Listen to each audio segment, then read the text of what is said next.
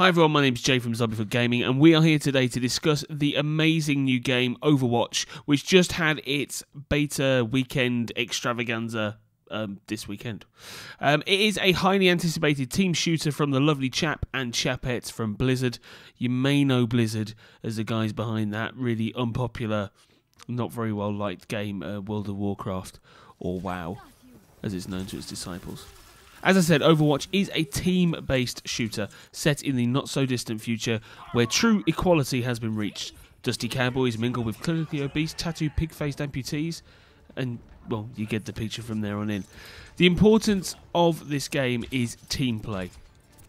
It's not the usual Call of Duty or Halo mentality where everyone makes a mad scramble to the sniper spot or runs around shooting everyone in the head while the rest of the team kind of, well, just change their loadout every couple of seconds because they keep dying.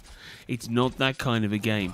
No, this game really relies on you working as a unit, which is why on the whole I love the experience. I can understand why some people have not been very, what's the word, loving of this game, but I think for anyone that gets really frustrated by playing the online experience, they don't want to be a semi-professional team, they don't want to be a member of the clan, they don't want to be there with their headsets and everything else, but they want to be able to engage in how the game is played. This is probably the best example of how this can be achieved. Now, I think on the whole, Overwatch has some real promise of being a complete game changer for first-person shooters. First, before we get into the guts, a quick pat on Blizzard's frosty back for allowing full playability of the game's characters instead of the, you know, oh so common, we'll let you use 2 or 3 characters, but that's it. Pre-order the game, bitch. Battleborn and games previous to that are kind of the old school. Let's drip feed you. Let's give you a little bit and hope that you want to buy the game. No, I want to know what the game actually feels like, which is why I was so impressed that Overwatch literally, as far as I know, have given you full access to their character list. 21 of them, in fact. I know there is talk that they will update this in the future, but who cares? Speaking of characters, they have been split into 4 distinctive classes: offensive heroes, defensive heroes, tank heroes, and support heroes. If you're an old first-person shooter, then think of them as kind of the SMG assault rifle class being the offense heroes, sniper specialist class being the defense heroes, heavy weapons melee class as the tank heroes, and then you've got the support classes.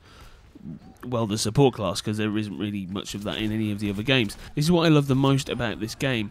Anyone that's played anything other than one match in Overwatch will realise really quickly how important it is to have at least one of each class in any given squad. No support heroes and your teammates won't be able to stay in the fight long enough or will be brought back to help against a heavy onslaught. No tank classes, and your opponent's faster and weaker team members will find it a lot easier to penetrate and get the objectives done within any set game. The beauty doesn't stop there. Some characters can actually set up turrets and help maintain them during the gameplay, which gives them a real supporting role. You don't have to be involved in the real gunfight to be part of the actual team. Here's a few characters worthy of a mention. Tracer, a time-travelling fighter pilot turned Sarcasmatron. You can see her in the actual trailer, which sets up the kind of vague, ridiculous storylines that usually accompany such games. Hanzo, an archer with a deadly aim, and a neat trick of producing dragons who blast through entire sections of the map, who's a real... He's hard to get right, but once you do get it right, he's an absolute killer of a character. Or my personal favourite, DVA, who's a Korean esports character in a bright pink mech. Who doesn't love that? In my opinion, the best character to master and actually the most annoying to go up against. Very quick, very nimble, heavy firepower, and just when you think you've killed her, she actually pops out of the mech and then starts shooting you with a long-range weapon. So, you know. Oh, and side note, you can also use the mech as like an atomic bomb. So if you're playing something like, if you're escorting the car to an objective and you've got a lot of your attackers coming towards you and you have the ability unlocked, you simply hit the Y button, you jump out the mech, and the mech blows up in a couple of seconds, wiping out pretty much the entire board, which is a fabulous thing. Now I hope you're starting to get the picture because something strange happened. At first I saw the usual scramble for sniper or heavy weapon characters, but after about a day I saw almost none of this. I saw a scramble for support heroes, which was really the most surprising.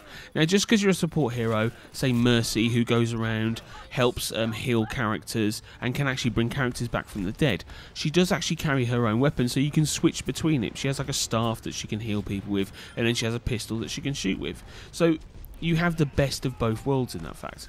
That's what I love about this game. Can you tell that I like it? I think this is a major victory because this game is doing something that every first-person shooter wishes it could, and that's channeled team play in this stranger-dominated environment. I feel this is a nod to the development team's past experience with the World of Warcraft franchise, albeit a completely different genre.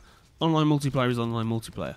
You'll always have the divide between the serious and the casual.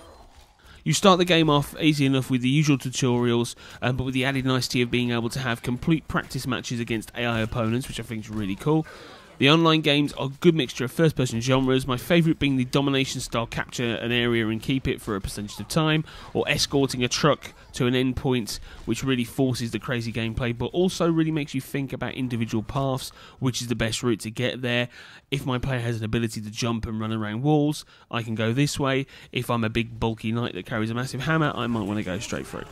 All in all, I think Overwatch has the real potential to change a genre which is by far the most popular on next-gen consoles and PC alike, although in very different ways.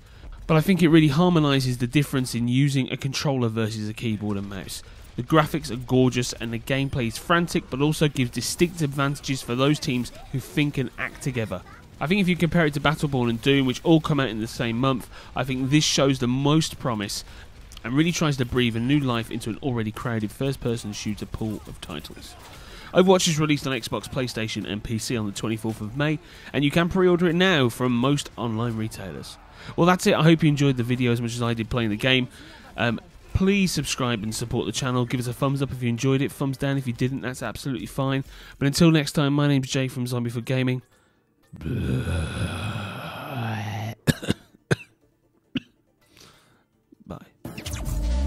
Back from the dead.